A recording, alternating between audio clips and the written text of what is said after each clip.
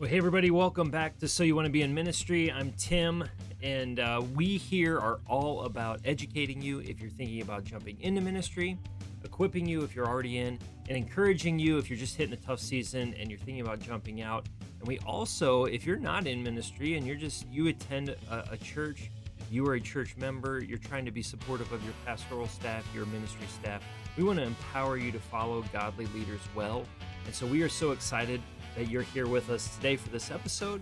We've been in this series planning a weekend, and our whole focus here is what does it take to pull off a weekend? What are the possibilities of what you could do to maximize a weekend through your services? And then what does it look like coming out of it, how to assess it, how to help people take the next step. And that is what we're jumping into today. We got Chris Persons. He is over the assimilation process at Metro Community Church, and he's going to talk to us about what that looks like going into a weekend and then coming out. So let's jump into this interview with Chris. Here he is. Well, hey, Chris, welcome to the podcast, man. Hey, Tim. Good to see you, man. Good Thanks to for see having you. me. You're welcome. Glad to have you. We've known each other since college. We've gotten to hang out a bit. Yeah, I think we first met each other fall of 1999. I think that's kind of dates us a little bit. Yeah, I know. So we've known each other since the last century, so that's nice. Yeah, yeah. And you are the first, let me make sure. Yes, you are the first person I've had on that was in my wedding. So oh, there you go. Woohoo. We've gotten that. So for all of you out there, Chris was my RA in college. We've known each other for a long time. He was in my wedding, and then for the last 5 years. How many years? Yeah, it's gonna be 5 years coming up in this August, actually. Okay, so almost 5 years that we've actually gotten to serve together. So it's been cool. We were even roommates for a little bit. So it's cool that we've kind of had this lifelong adult journey together in weird ways. So yeah, we just took a break for a while. I mean, we stayed in touch via text and phone call, but yeah, to have 2 different times in our lives, 5-year increments, basically, college years, and then now doing ministry together, learning ministry, but then doing ministry together is kind of cool. Yeah, so that's the truth. Learning and then doing. That is so true, that statement. Well, so you are heavily over the discipleship arm of our church. I know you have a specific title, but you're heavily over the discipleship arm of our church. And but you're also over the assimilation process. And so when we're talking about planning a weekend, and we're in this series of planning a weekend, assimilation is a big part of planning a weekend. Going into it, coming out of it. We at Metro say we're all about movement. We want you to take your next step with Jesus, and so assimilation is a big deal in that. So talk to us. On Monday, you just came out of the last weekend. On Monday, what does it look like in this assimilation process? Yeah, I mean, on Monday, so we're coming off the weekend. I know you've already had a conversation with Brett about guest experience and what it means to welcome people in and all that kind of stuff. But that's just the tip of the spear. That's just the starting point. And if we've done our job to make people feel welcome and at ease, at least at getting to know them, collecting their information, we can start the follow-up process. So on Mondays, our office manager actually directly oversees this whole thing. But we start getting in touch with those people. So it could be a connection card that they filled out, like a manual connection card, physical connection card they fill up. It could be a digital connection card that they filled up.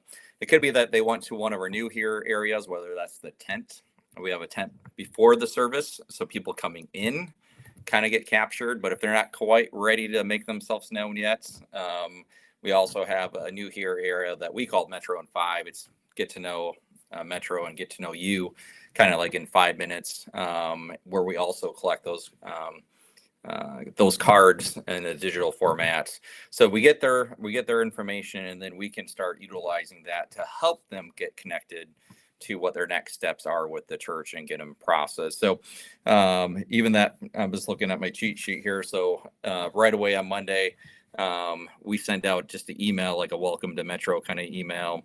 But then we have a pretty extensive, I don't know how far you want me to go into Go for it, man. Like the week. we can do all the layers, and then what I tell people, so if you're a pastor, ministry leader out there, and when we go to all of our layers, if you've watched any of this series, it at some point you may have gotten overwhelmed. And so just know this, as we go into these layers, pick one thing out and go, we can do this one thing at our church. This is the next thing for us to do. Don't get bogged down with all of it. But we want to give you Yeah, all of it because we want to let you know what's out there.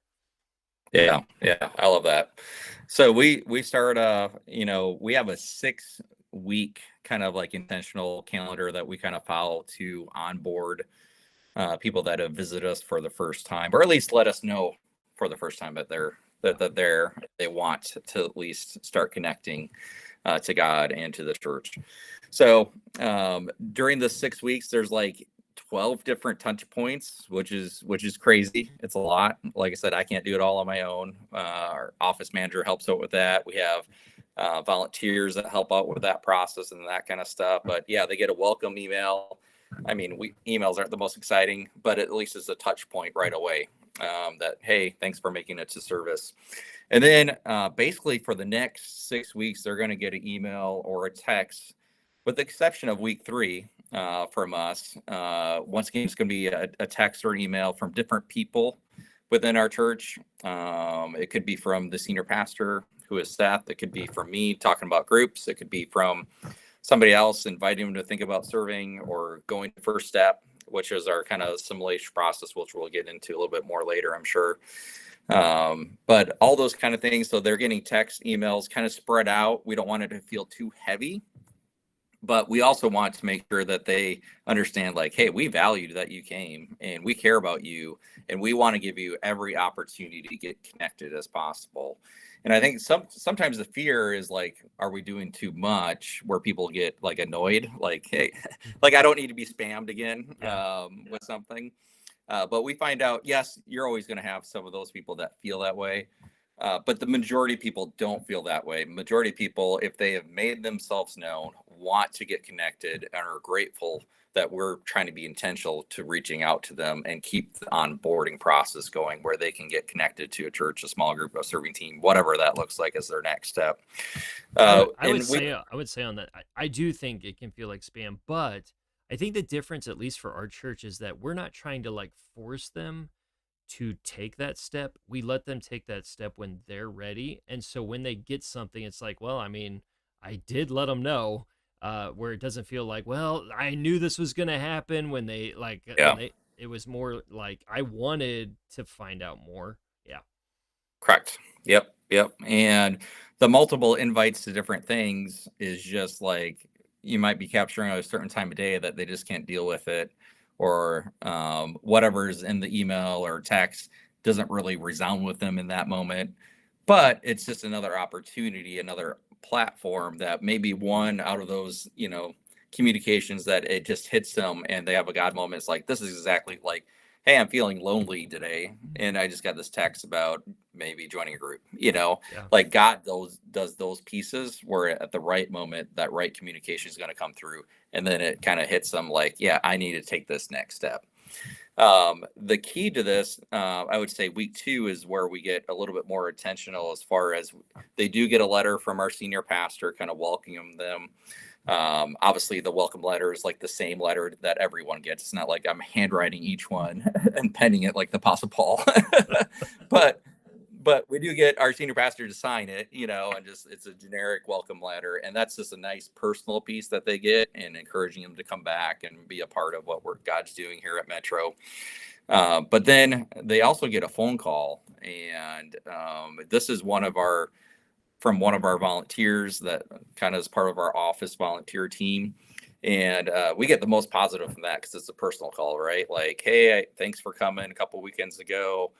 We loved having you a part of the services, and it's more of a gratitude kind of phone call.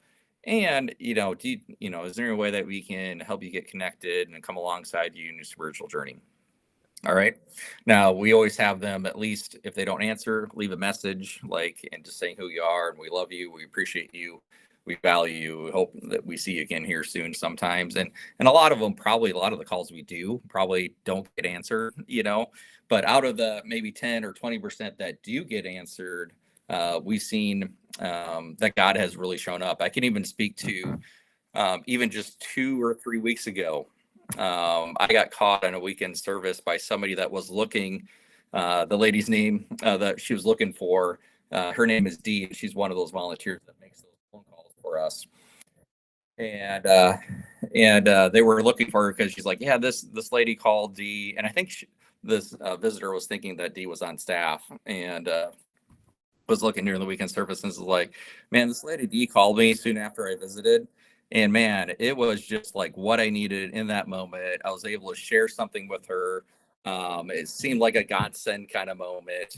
And Dee even took the time to pray with me over the phone. And I really just want to connect with her because she just made a huge difference in my life. So I was able to connect Dee with that lady at a later time. But that was really cool to see of how impactful those personal phone calls make.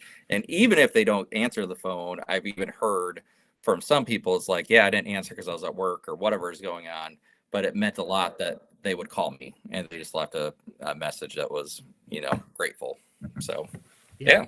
yeah, Dee's awesome.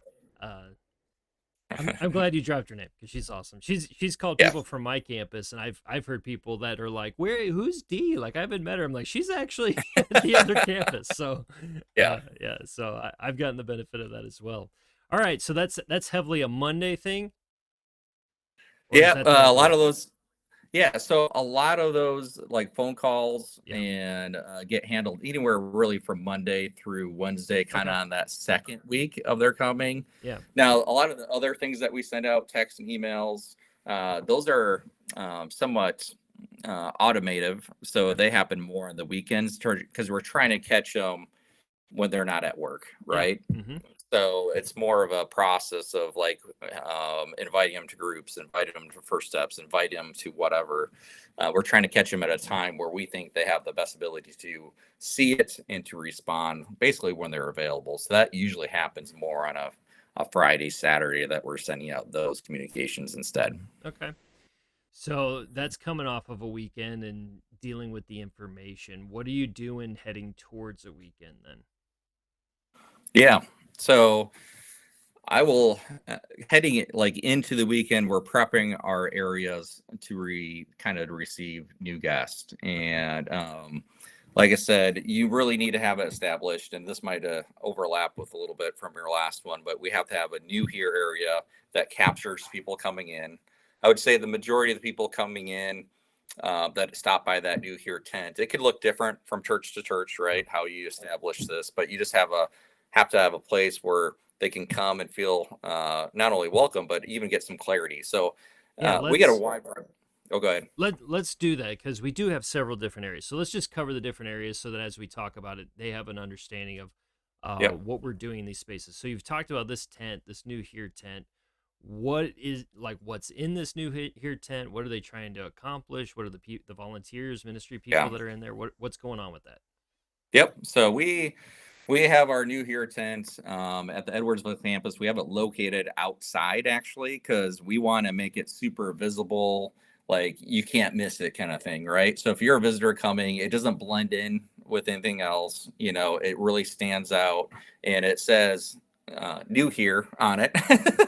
So it gets your eye, and you're like, it's clear. If I'm new, this is where I need to go. I would say that we capture a lot of different faces and people there, but especially this is important for families. You might have singles or couples without kids, like they might be like, we're just going to check it out and just kind of like skip this part for now. But for families, this is really important because they're actually new and we're like, we don't even know where to put our kids or anything like that. Yeah. So for them, that pre-service kind of new here area, you're going to see a lot of families with kids coming to those, get connected there. So what we have there is usually stationed at least one volunteer, if not two. That way, if we have a couple different families come up, we can handle both at the same time. We're looking for people that serve in that area to be very hospitable, that they can strike up a conversation with anyone. have a good time with, the kids if there's some little kids there and all that kind of stuff. But you're basically introducing yourself, right? And then you're asking for their names and get to know them a little bit. You might even throw out some just really basic questions like, is this your first time here? Have you been coming to Metro a while? Any of that kind of stuff. And then we have what we use to capture the information, at least there. Then we're like, hey, we'd love for you to get connected here at Metro. So one of the first steps is just can you fill out this connection card? And we use the digital on the iPads at these new here areas. You could use physical cards if you wanted to, but they fill that out. We don't try to like over collect that information, but we at least try to get the basic, like their name, their phone number and email is what we kind of value is what's important to start with. And then after they fill that out, we say, we're grateful that you're here. We do have a gift for you. And so we have a gift that we give them that contains, at least right now, this is what we're doing. We have a mug in there that's Metro branded, just as a gift. Like, thanks for being here today. We'd love for you to have this. We also have like a little 50% off for our merch area. So you get a t-shirt for 50% off if they want. They get a free coffee or drink at the cafe if they want to utilize that. So we have some like little perks in there for them as well. So we give them that gift. The other piece that we kind of changed this, Tim, not that long ago, because we used to have more things in there and items. And we took a shift where we still like, hey, we want to bless them. We want to give them something that's a gift. But we also want to make a gift on their behalf. And one of the things that our church really values is making a difference in our communities and in the people around us, not just inside our walls, but outside our walls, right? We have partnerships with different ministry partners and nonprofits and ones that have been vetted by the church and that we have a similar like-minded mission and everything like that. So we went ahead and partnered with some of these, and what we do is make a donation on their behalf. So they can choose which one of the partners that we partnered with. There's like maybe 5 or 6 options that they can choose. And we say we make a $10 donation on their behalf just by you coming to the New Here area, letting us know that you're here. We want to make a donation on your behalf. You don't pay it, we pay it to make a difference in our community because we value that.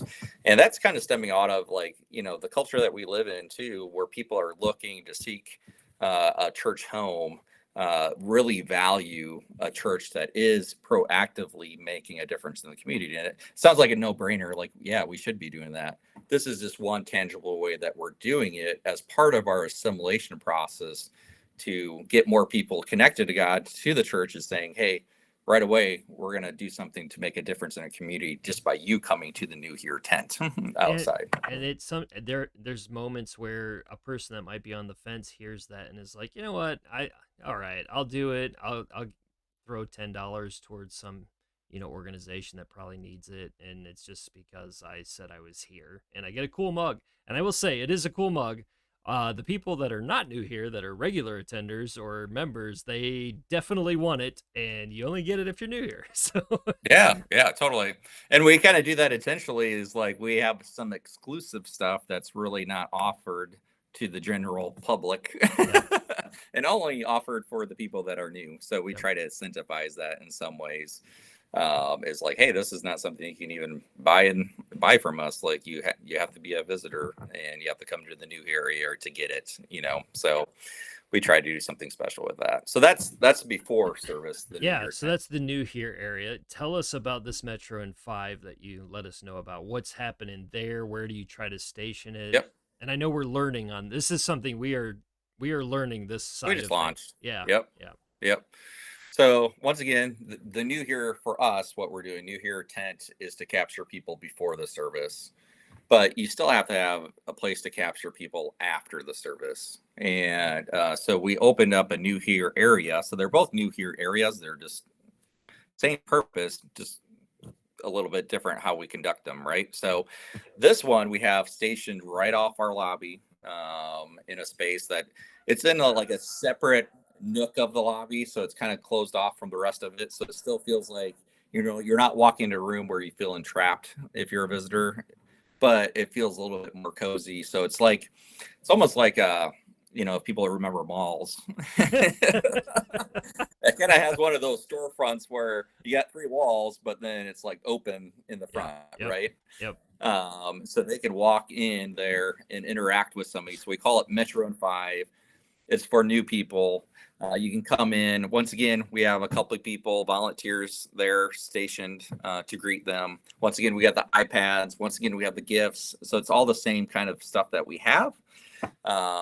Outside, it's just indoors for afterwards because we don't want them to have to walk back outside. They might have kids with them or whatever it is.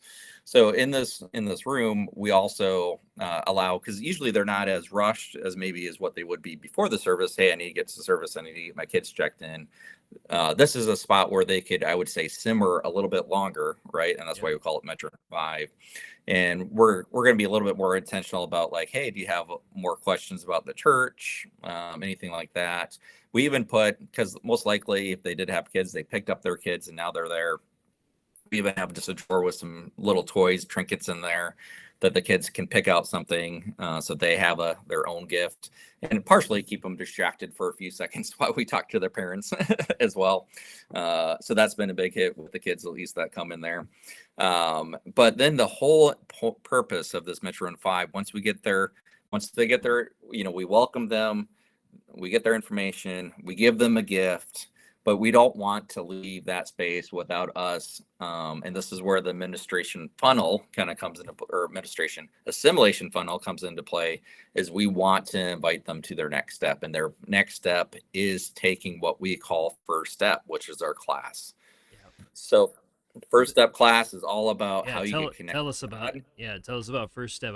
You're going there. I was going to tell you to go. Okay. There. Yeah. Go for it. When does this class happen? Let's start there and then tell us about it. Yeah. Yeah, totally.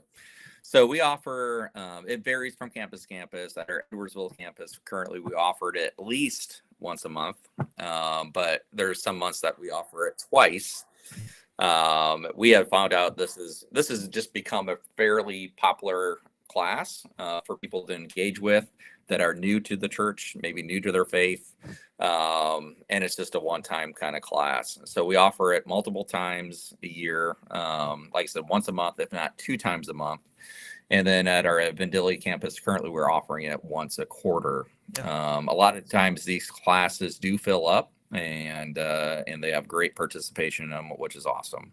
Yeah. So we want to invite them to there. So even before they leave, like I said, that Metro and 5 area, I'm handing them one of these cards, and you can get a pretty good vibe if they're just kicking the tires kind of on your church, or if they want to take a test drive. And if they want to take a test drive, I will even say like, hey, if you want to sign up for this class right now, I can help you sign up. We can just scan this QR code on their phone, or I have an iPad that I can get you, signed up right away.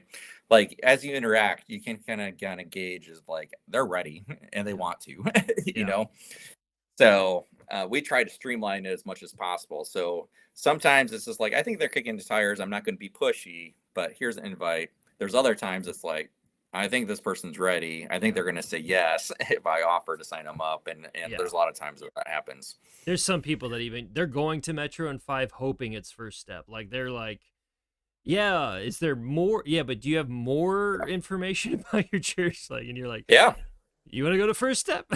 Like, correct. It can be that forward from them at times. Yeah. So I should make one thing clear, because we trained our volunteers at these places to think this way, right?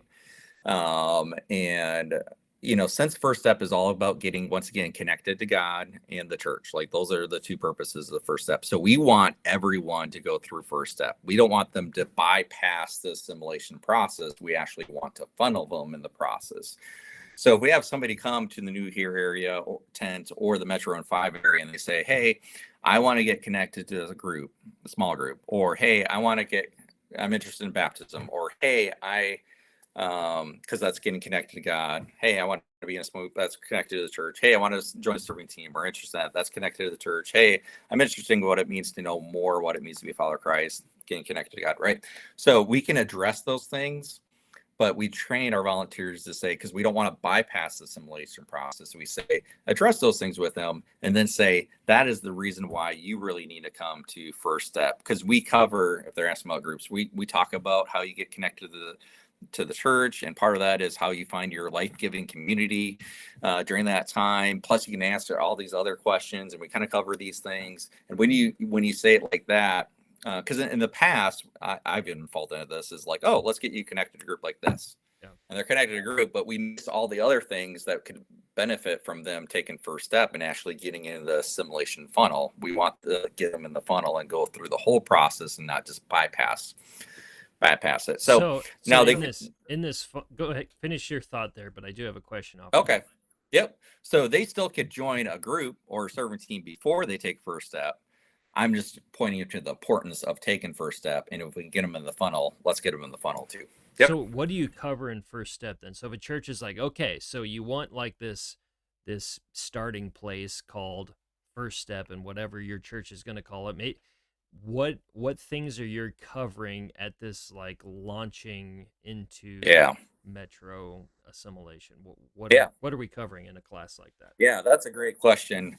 Because I mean, when you get somebody who's hungry to take a next step, I think the tendency, at least as a pastor, is like, I got to cover everything that this person may. I mean, this might be the only chance I have, to share everything about who Jesus is, share everything about the Bible, and make sure they understand what it means to disciple. And if you do that, it becomes too many hoops that you're trying to jump through and too much time. So we've scaled it down to what is actually important for them, like for them to know. What is important about, once again, how do you get connected to God if they're either don't know God or just new in the spiritual journey? Well, you don't want to miss that. And then how do you get connected to the church? In this case, our church is Metro, but it could be any church, right? So we branded it First Step just because we want to make it clear, hey, your first step, getting connected, is taking First Step class. You can brand it however you want. Yeah, and I would add to that, another reason it's easy to call it First Step is we are not trying to cover all the steps in one class. We are trying to cover your first step. Yes. Class. Yeah. Yep. 100%. So that branding has, like, as I engage visitors, it's clicked with them when I even say, like, this is your first step, is to take the First Step class. And I think that's why so many people have signed up, because it's clear communication even. So when we're talking about what it means to connect to God, what are the basics? Well, we're going to share the gospel. We're going to share what it means to know Jesus Christ, to come to know and love Jesus Christ as their Lord and their Savior, right? So we're going to have a blatant, and that's one of the first things. I mean, we do some introductory things, don't get me wrong, in the First Step, some fun questions, and we try to, this is a side note, we try to keep it to like 14-ish as far as like the biggest we go, because we want to have it more of a small group feel where they start getting to know. We don't have it set up like a classroom format where there's rows of chairs. We try to get them facing each other like a horseshoe, and then also facing whoever's instructing it. But yeah, we start off early on is this covering what the gospel is. And I think sometimes it's like, so there's a fear of one of two ways. And one of the ways is, well, what if they're already a believer and they're going to start checking out and they're just like, they're already a Christ follower during this time. And we hit that hard. And you know this, Tim, like, hey, even if you're already a follower of Jesus Christ, if you know Jesus, like, this is a great way, as we share the gospel, because we use the bridge illustration. This is a great way to refine your ability to also share the gospel. So maybe you need to hear it from the perspective of like, hey, I just need to have a way that I can learn and grow and share the gospel for myself on a regular basis. So we try to give them a reason not to tune out during this time, right? Yeah. And then we also say, be in prayer for those in the room, because, there might be some people here that are just kind of figuring out their spiritual journey. Like, this is an opportunity to pray for those people. And then the last thing I say that I think almost has, like, I get the most, like, kind of change in the seat, like, reactions. Like, if you're thinking about making Metro your church home, and I'm like, when I'm in the spot of looking for a new place to call my church family, if I'm a follower of Jesus Christ, what's most important for me to know is what they believe about the gospel of Jesus Christ. And because I need, like, so I'm heading into here. This is not a waste of time from my perspective then, because I need to know what they believe about Jesus as their Lord and Savior, this church, if I'm going to consider it. So because of that, I can see, as it's falling in the ears of those who are here and that might be believers already, that they're in by then and ready to listen to it, right? So we go over the gospel. We don't rush over that. We do literally the bridge illustration. It takes 10 minutes of that class time. But then what I love about it, this is all under Get Connected to God. We take this time then right afterwards for whoever's teaching the class shares their own personal God story. So we want to lay it out. Here's the scripture, and this is what the bridge illustration is. But now you're going to hear somebody verbalize how this played out in their own personal spiritual walk, right? And so we take another probably 5 to 7 minutes. Then if it's me leading it, I'm sharing my God story. I'm going back to, when I was saved at 7 and how that came about. And then I'm going to, we get real transparent pretty quick. We do. I think that's another thing that even people that already know the gospel, I think that's a thing where they're like, whoa, I don't know that I've heard pastors like Yeah. just tell what their life actually looked like. Yeah. And we do. Yep, we totally do. We hit that pretty hard and pretty early on, and that's intentional because we want to be a church that's authentic, that's vulnerable, that's transparent, because we think God can take us so much farther. So I'm sharing, hey, I got saved, at age 7, my mom by the bedside kind of deal. And then I kind of jokingly took class A and everything was great after that. And they all kind of like laugh because they know that's not the case with anyone's story, But then I go into some of my struggles during my teen years, with popularity and wanting and really hating the church and not looking forward to going to church and wanting to be around my school friends, not my Christian circle friends. And then I go into my struggles with sexual addiction and what that led to and being introduced to that and how that had a grip on my life for many years. And then I go into this place where, but God again, right? Another but God moment where all of a sudden now I am surrendering my life to Jesus and sharing what that looks like and how he's now have redeemed my story from addiction, sexual addictions, all the way to my life as being new and now, and still sharing some of my current struggles, right? Because once again, we're still not perfect or anything like that. But yeah, I mean, you'll see their ears perked up when a pastor of a church that they met just for the first time is willing to share some of the uck of their life. And I think there was always a stigma or fear that people have, especially pastors, about inviting people in because you're like, they might judge me, I might scare them away, blah, blah, blah. As we share that story, we've only have gained, I don't know what the right word is. We've gained, I think, trust, credibility. I think the things that they're seeing on a weekend when they come to the first step on a weekend and they're there and they're like, man, okay, I thought it was real. Now I'm learning it like I'm in the next layer. This isn't just a service. I'm in the next layer and it's still this way. Yeah. Yeah. Because in that room, I mean, are people filled with, even if they're a believer already, brokenness? They're filled with suffering. They're filled with things that, like, Paul says in Romans 7, they're still doing the things that they don't want to do and they don't understand why.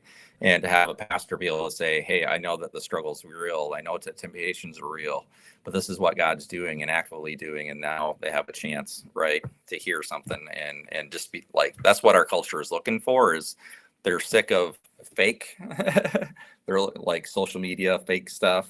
They're looking for something that's actually real. Yep. and transparent. So we go through, connect, we share the gospel, and then right after that is baptism. We start talking about baptism. So that's once again, get connect to God. And we have one of the coolest things that I love about Metro. We're Baptists, but we're really a melting pot of people from all different faith backgrounds that are just seeking or no faith background.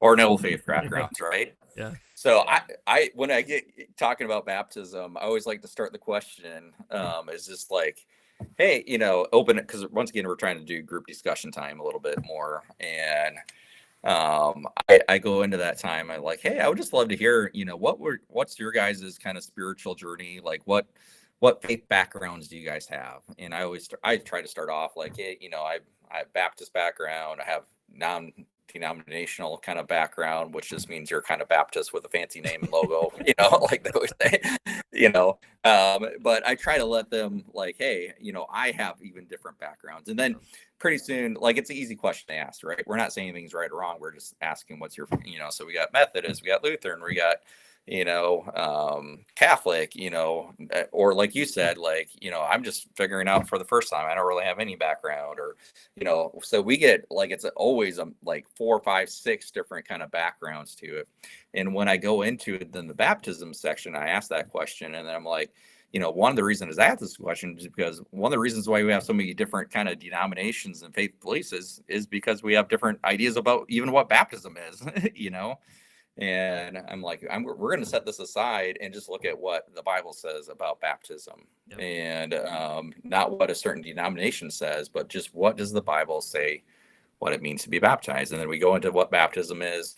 And man, we get so many people that are like, man, I was they call it baptized as an infant or sprinkled as an infant or at confirmation or whatever it is, that all of a sudden their eyes are open and they're just like, man, like, I've never done this for myself. I might need to make this decision for myself. Somebody else made it for me, but I need to do this for the first time for myself. And so we hit baptism in there. That's really the connect to God piece. Yep. Salvation, baptism.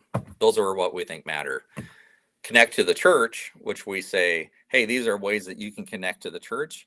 And the heartbeat behind this is we want to come alongside you and help you continue to grow in your spiritual journey, right? So this is the rest of the assimilation funnel, right, of what we're trying to get to. So we're gonna try to emphasize the importance of getting connected and coming regularly and engaging in the weekend services. So that's one piece of it. And usually I'm like, you're already checking that box, you're here, so you're already a head start. But we're not going to be a church that's, we don't want to be a church that's just kind of like, well, if I have time, I go to church. No, we're going to make church a priority, like the gathering of the living stones of Jesus Christ. And we want it to be a vibrant, engaging time that we're looking to be here, and we want to be here so we can keep on growing in our faith. So we hit on that quite a bit. And then we hit on what it means to connect to a metro group, to a small group, a life-giving community, and the importance of living out the one another's within those small group. And then the third thing we hit is how you connect to the church is by joining a serving team, that God has given you certain gifts and talents and abilities, and we want you to be able to use this within the church for his glory and that kind of stuff. So we take the pressure off, like, hey, you can do all these things, but we're really all about just getting connected to the next step that God's calling you to. So if it's baptism, great. If it's joining a metro group, that's great. If it's all of them, that's great. But it is an on-ramp from there. Yep. So, and then it goes out from there. So one of the cool additions that we did here in the last, I don't know, 2-3 years, maybe 4 years, is off of First Step. We have added a second step conversation. This might be my favorite part of this process, is the second step conversations. 100%. So they come out of First Step, they sign up for a second step conversation. They go, yeah, I want to have this second step conversation. When does this happen generally? And then what are we doing in that conversation? Yep. Yeah, that's great. So we call it first step class, and then second step follow-up, which is a conversation. So we say, hey, it's just a one-time class. I should clarify, first step for us, Tim, is during the weekend services. So since we offer multiple services at each of our campuses, we say you can come to first step one service and then attend the other service. So you don't miss out if you want to do both. The whole idea is we want to make it convenient for you to come, easy to come. Is childcare provided? Yes. Your kids go to the church kids ministry area. They can go twice if they need to. that particular Sunday, that weekend, but we try to streamline it to fit into what they're doing already. It feels like such a bigger ask to come to First Step if it's a different time or a different day. If they already have marked off on their calendar, go to church Sunday morning, it is way lesser of an ask. And they're like, yeah, we can just do it. We'll just piggyback off of what we're doing there already. So sorry, I forgot to share that.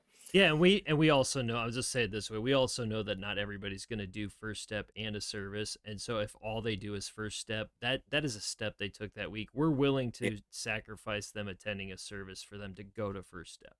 Yep. If it gets them in the assimilation funnel, which means they're getting connected to God and the church, it is a win for sure. Yep. And the beauty of it is they can catch the service online if they so choose later in the week now too. So, but yes, you're 100% right with that. So at the end of First Step, we hand them a card, and on this card they get asked if they want a second step follow-up conversation. All right. Now, I always joke around like, hey, this is your golden ticket out of this class. You cannot leave this room without turning it in. So that means they can turn it in and say they don't want a second step follow-up, but they at least have to engage the card, right? And that kind of stuff. So we give them just a couple of minutes to fill it out, and they let us know why they want a second step. Like, hey, I just want to get connected more to God in the church, or I want to be a church member. Those are both on there that they can check both or just one or whatever it is. And they turn that in before they leave. So it's a couple, they just turn it into one together. So that's how we collect it. So we don't let them leave that room really without committing to take a next step. Even if that next step is out of our doors. Yeah, 100%. Yep. So we have found out that 90+% of people do ask for a second step follow-up. So I think that's an insane amount of, I just had, we just did one 2 weeks ago, and we had 8 people and 7 wanted a second step. So. Yep. Yeah. We had one a couple weeks ago, and I forget, 8 or 9 people were there, and all of them wanted a second step follow-up that time. So it is a very high percentage of, once again, these people are looking to get connected in some way to God or the church. So that funnel is working, So they hand us that second step follow-up card. And then that week we do a follow-up with them to get them paired with somebody to meet with. So this could be a staff person, a pastor. It could be a key volunteer. Obviously, we're pretty choosy with that key, and there's equipping, and they have to be a member to be that role. But we have a team of people to do these second step follow-ups. I'll add to that just because. So my church, our attendance is around 250. We do have. Well, we'll find out if we have 3 full-time staff here in a second, but we've got we have 3 basically full-time, 1 part-time. So we cannot do all the second step conversations. And so the people that I tend to use to do the second step conversations are my small group leaders, because I view them as the spiritual leaders of my campus. And from that step, now they have a connection to a small group leader where they can just step right into a small group. So. Yep. Love that. So, yep. And that's the same with us at this campus too. It's usually ministry leaders, like serving team leaders, small group leaders, are the ones that we're kind of targeting to have these conversations. And I think you alluded to it. Like, I like doing these. I'm going to do as many as I can because they're a blast. They are so much fun. They are. It is a lot of fun. Yeah. Yep. So we find somebody to meet with each person that wants a second step follow-up. Majority of them we're going to do during the weekend services. So we ask them on that card they turn in when they're available. Is there a certain service that they can meet? So once again, they can kind of do the 2 services thing where they do a follow-up one service and then attend the other one if they so choose to do that way. I would say 80% of the people are good with that plan. If in the event that they can't make it for a while in the weekend services, because we have some people that are like nurses or whatever it is, they're not always available here on the weekend. We can set up another time, in that, during the week that works for them if needed. But majority of them are like, yeah, we can do it during the weekend services. And traditionally we do it the week weekend after. So they do first step one weekend, and then we ask them, hey, would you like a second step follow-up? Traditionally, we do the majority of them the following weekend. In the event that they're gone, or maybe we just have a lot to do, some at the latest, we usually do 2 weekends out that we're still doing some follow-ups if needed, depending on their schedule and what works best for the church as well. Yeah, and I would So, say I know there's a pastor out there listening that just heard that we basically gave people permission to miss the weekend service 2 weekends in a row. Because they know not everybody's going to do the double up, right? And yep, you may be freaking out a little bit. I would challenge you this: if you knew that somebody was going to miss your service but hear the gospel, you going to be okay with that? Yeah, I'm going to be okay with it.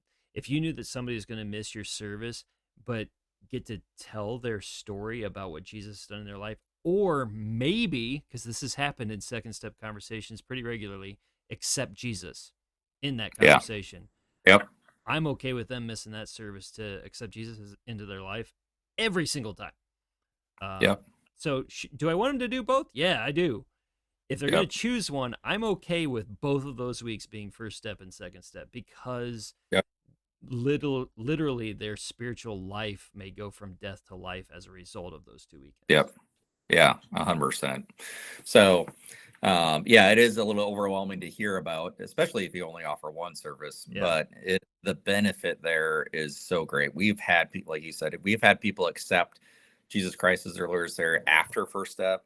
We've had people accept Jesus Christ as Lord and Savior during second step, and then schedule a baptism soon after.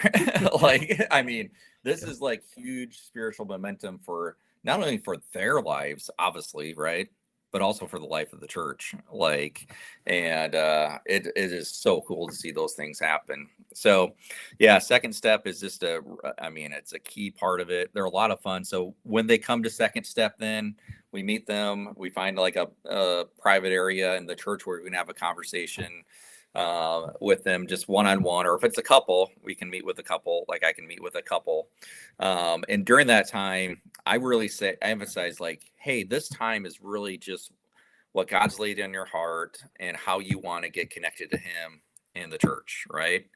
And if it's for us, if it's membership too, then you have to be saved, baptized, and do those 3 things that I talked about. You have to come to the weekend services on a regular basis. You have to be part of a metro group, small group, and you have to be part of a serving team to do those things. But it's okay if that's not your next step to do all those.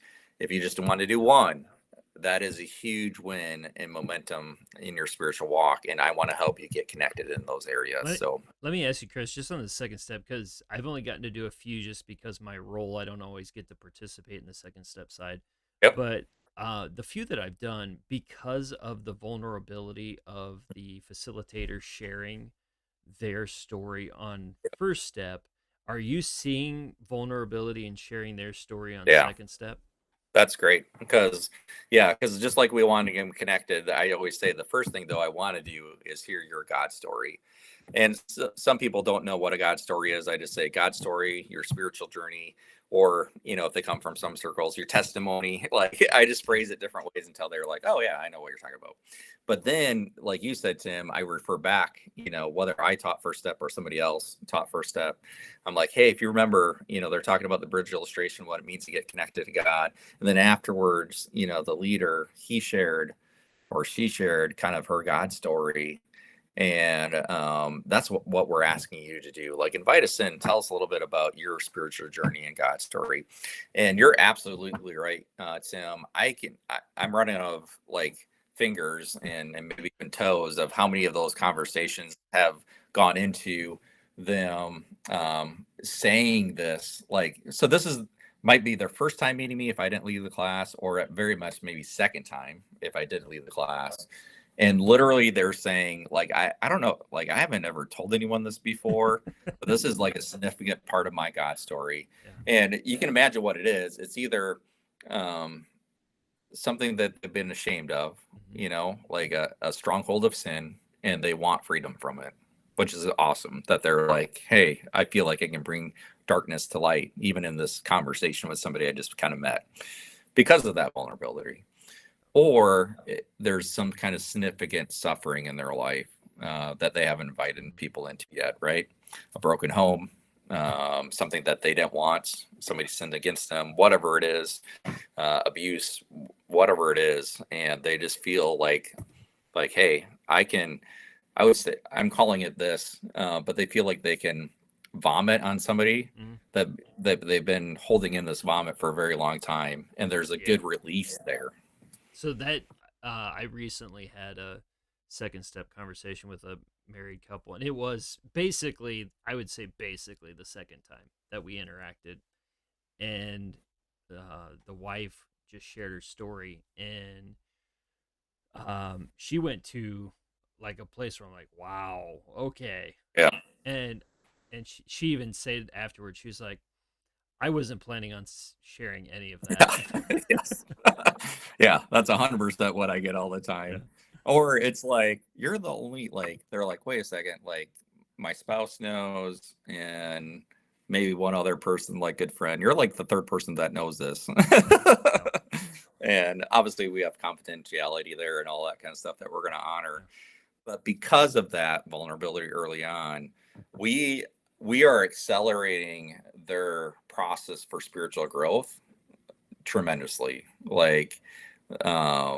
And that they're looking for authentic community, they're looking for healing, they're looking for help. Like we're accelerating that.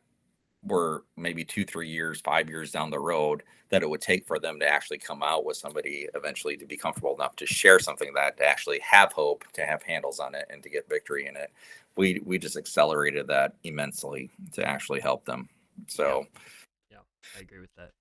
Anything else on second step conversations? yeah, so coming out of second step conversations, we're just taking notes. We have a way that we enter those notes into our database so we don't lose those. But that's when they verbalize, hey, I want to get baptized, or I want to accept Jesus Christ, or I want to join a serving team, or I want to join a group. If we always say, like, especially if they're asking for a group, let's not tell them a staff person will contact them later in the week. That is an option. I always train my people though to be like, if they say they want to join a group, then open up your laptop or open up your phone and let's get them connected right there, because the chances of them getting connected there is much higher than if I'm trying to call them on a Tuesday afternoon. you Yeah. know Yeah. so the farther you can get them down that assimilation funnel, and it's something tangibly you can do, let's do it. If you can look ahead and see the dates when the upcoming baptisms are, because you've heard their God story, you've kind of like checked it that they're good to go. Start talking dates with them and find a date that works for them and get them, and then hand that off back to the church staff, and you already have them as far as possible that you can take them down that road to get them connected the way they are. So the goal is to take them as far down as you can in that moment, and then you document it. So then we can take it as a staff and run with it more later in that week and do those follow-ups for sure. So we only have first step, class, second step, follow-up, and then it's really connecting them from there. So the primary, once again, assimilation is all about connections and getting them connected. The discipleship part, the sanctification part, all that comes through them getting connected to a serving team, getting connected to the church, getting connected to God, getting connected to a small group, doing that life on life, and that primary means of discipleship. That's where the handoff then goes to, is those things to help them keep on growing in their faith. Yeah, and I love that. And I want to say that I keep having this triggering thought, and so I want to make sure I say this, that our church's vision statement is to be a church where people want to grow closer to God, each other, and the disconnected. And we very intentionally love that word want. And so hopefully what you're hearing is that we try to provide atmospheres and where people want to take a step. We're not trying, like, it can be so easy. I've been there. I've been that pastor where you're trying to, like, yeah, you need to, like, do it, like, you should do it. You should have done it 3 years ago. Like, you should. And Yeah. when they want to take it and they take it, and then they experience what we have set up, Yeah. they start experiencing the Holy Spirit. They start experiencing what life with Jesus really looks like, and it's like, man, why did I wait so? Like, I should have done this. Like, and Yeah. they want even more, because it's like, oh, like, this is great. Most people that I've seen, that's how they experience it. Yeah. I don't know if this is true with you, Tim, but at least for me being a pastor many years, the more I try to like press in on something on like, I know this is your next step, and then press them to actually take it, the more they squirm out of it. Yeah. The more I just keep on presenting opportunities and saying, hey, this is no pressure. Like, I think this might be your next step, but I'm not going to twist your arm. Like, I want you to think and pray about it. The more they're actually, when I'm holding him loosely before God and saying, like, I'm not going to try to convict them to do something the Spirit's not leading them to do, and I just hold them loosely, the more I get like, yeah, I actually wanted to do that. I'm like, oh man, I didn't even have to do anything. Like, Yeah. because God, you're just presenting opportunities for them. That is So, funny too. Yeah, so this was a while ago, but I had a couple that wanted to meet with me, and we got breakfast or something, and they were just like, yeah, we think we just want to take some time and kind of recover from the last church, and there was a little bit of church hurt and stuff. And I was like, yeah, absolutely. Like, you sit back, you heal, you do what you need to do. We want to be the church where you can experience that. And yeah. I got like a text after I left. They're like, all right, we're in. And I was like, what? Yeah. I was like, what changed? And they were like, you didn't care in the right way. You didn't Yeah. pressure. You were just like, yeah, do what you need to do. And Yeah. it was so refreshing. We kind of want more of it. And so, Yeah. yeah. I mean, I've had similar situations, whether it's about serving, like just example, serving teams, right? Like, oh, we're not ready to serve. And then by the end of first step and second step, they might be like almost like trying to like they're like, yeah, we think we're ready to serve. And I'm almost like trying to talk them out of it because they've already said like they don't want to do this yet Yeah. and don't want to rush into things. I'm like, you sure? Like you can take a week. Like I just had one recently. I'm like, you can take a week or two, think about it, pray about it. I don't want you to rush into anything you don't feel comfortable or ready for. And they're like, no, I want to do it. Like after they said earlier that they didn't want to do Yeah, it. yeah. It happens that way. It's amazing when So you walk open handed and just kind of walk with people that they do. I think God's just put it in us. We want to be part of Christian community. We want to be servants. We want to be, yeah, but too often when we're trying to press in, that want to, it feels more like a rule, or it feels more yeah, like a have to, and correct. it kind of takes the spirit out of it. It takes the Jesus out of it. It takes the fun out of it. And we want people to experience Jesus in a way where they're excited about it. And Yeah. yeah, We even take the pressure in first step out of, and I think this could be a good word for somebody listening even too, is like during first step, we're not making it all about Metro. We're making it mm, about you connecting and knowing God and what it looks like to grow in your faith. And we'll even say, like, if Metro is not the right place for you, we understand and we're actually okay with that. yep, Our goal then would be to help you connect to another Bible believing, gospel center church in the area that you can grow in your faith. And that might be your next step. And we would cheer you on and try to help you, point you the right direction to that. Now, what I find when we do that, people are shocked that we're actually promoting. There possibly could be other good churches out there that would be helpful. But I think there's a stigma out there, and they're relieved to hear that we're not all about us. We're about also them and what's best for them and the greater mission, even. So that has opened a lot of doors as well. So, yep. I agree. And yes, I have helped people find other Bible believing churches around us. Yes, I've done that. So yeah. yeah. Yeah. All right. Any other part of this assimilation process we need to let people know about? Yeah, that's a good question. So I would say, once again, the whole simulation is about getting connected, Yep. right? So once we hand them off, I think it's really important that we do a follow up. So if they want to be part of the greeting team, if they want to be part of the band, we send that information out to the appropriate staff person or volunteer. But we need to then, you could have holes in your simulation process if you don't do a follow up to the follow up. Meaning, sometimes I have to go to the staff person and be like, "Hey, I remember so and so wanted to do this role. Do you have a chance to follow up with them?" So there is a little bit of like admin work of just keeping a pulse for that those people actually got connected, because we've all made the mistake. We get a text, we get an email, and we miss it. So we don't want people to fall through the crack. And then the last thing of this process, Tim, that we've added recently here is that now we're starting to And this was a blind spot in our process, and I'm glad we found it. We're just trying to put a finger in the hole, so to speak, to keep it from happening. But after their second step, we pass them off.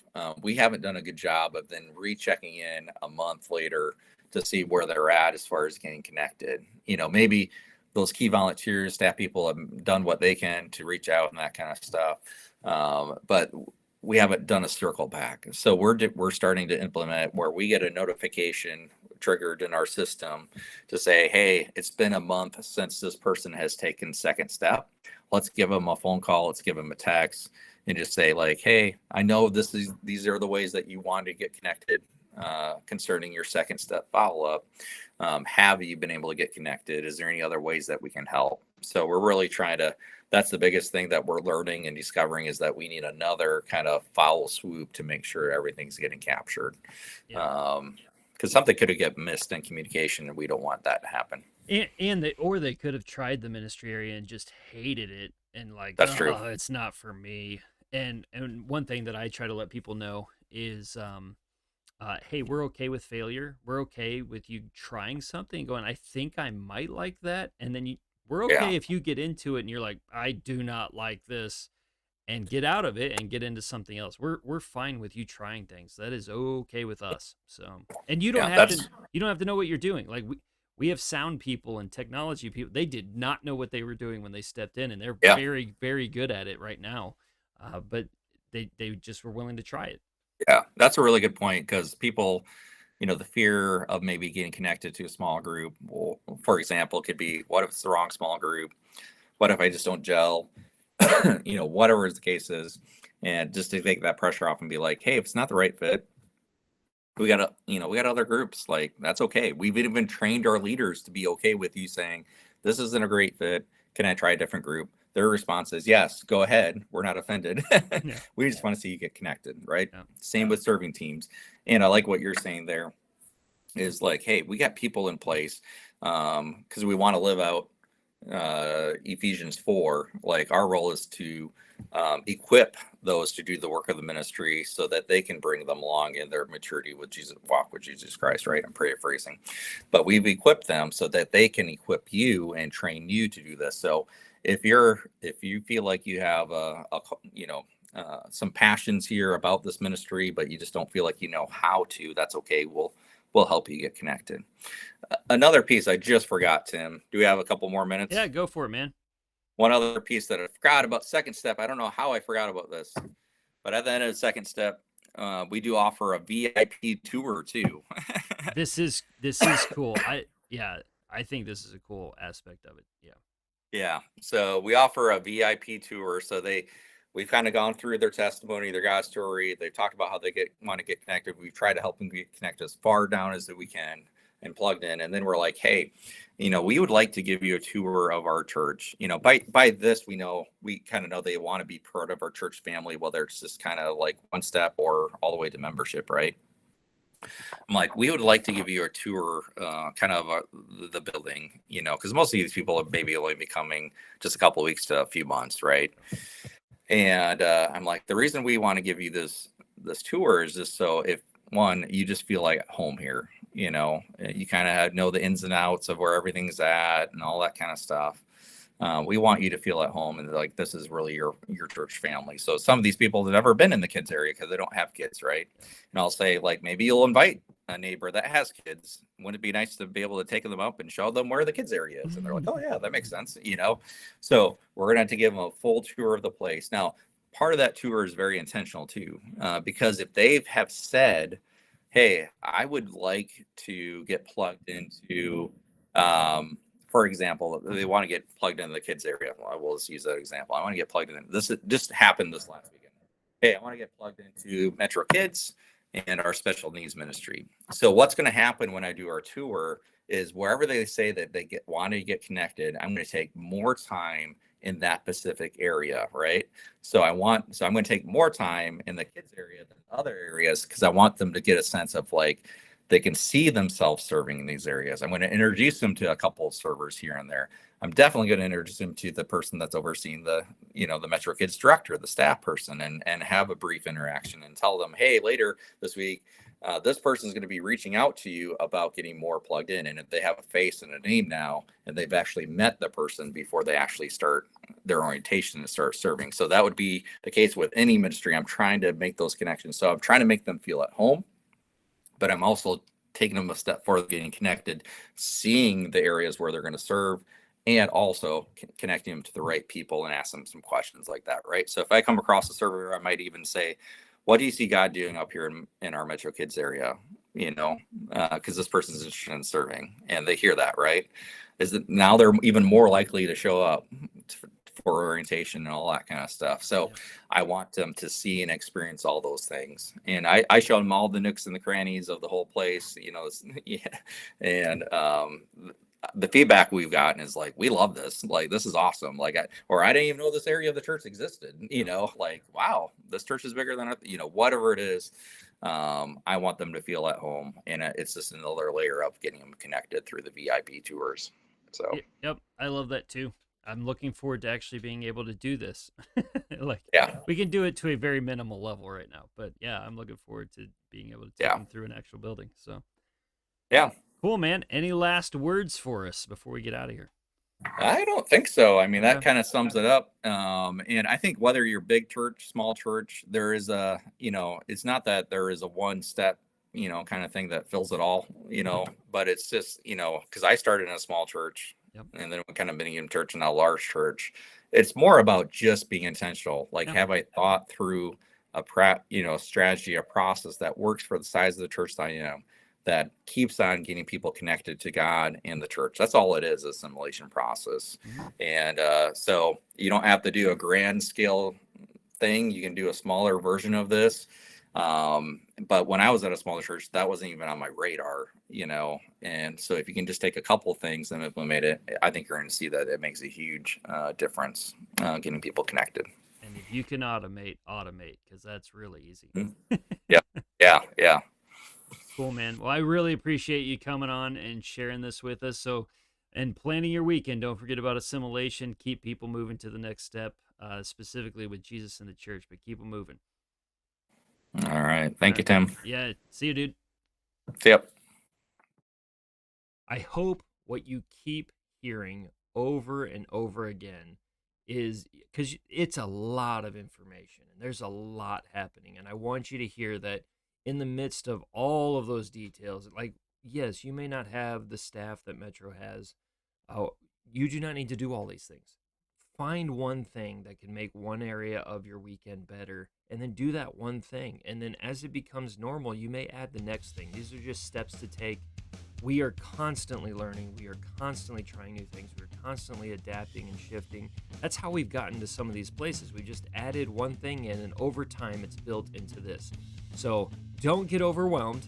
Just add the one thing in that you need to add in to continue to take steps towards health in your church, follow Jesus Christ, and then connect people into your church, and specifically connect them to Jesus Christ. That is the goal. That is the whole point of all of this. We're just trying to give you little things that can help you take those steps. Hopefully that is doing that for you. Thank you so much for checking this episode out. I hope this series has continued to be beneficial to you. I think we got 2 more from this series, and then we're going to jump into a different one. Looking forward to that. We're going to deal with more like vision and strategy over the next 2. Hope to see you at those. See you next time.